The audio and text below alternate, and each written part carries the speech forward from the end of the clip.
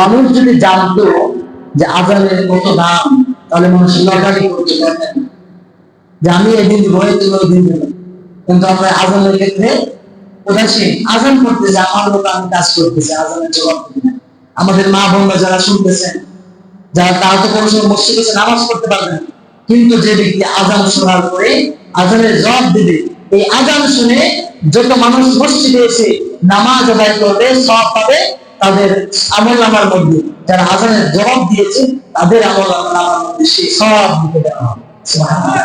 এটা আমাদের মা বোনরাও কিন্তু পাবেন, বুঝতে পেরেছেন? এটা আমরা সবাই বাড়িতে ইনশাআল্লাহ বলার চেষ্টা করব। তাছাড়া আর প্রথম কাতারের ক্ষেত্রে রাসূল সাল্লাল্লাহু আলাইহি সাল্লাম বলেছেন যে প্রথম কাতারের মধ্যে কি নিয়ামত রয়েছে, মানুষ যদি জানতো তাহলে মানুষ হামাগুড়ি দিয়ে প্রথম কাতারে আসার জন্য প্রতিযোগিতা করত। সুবহানাল্লাহ। এজন্য আমরা আগে ভাগে আল্লাহর মসজিদে আসার তৌফিক আল্লাহর কাছে কামনা করি।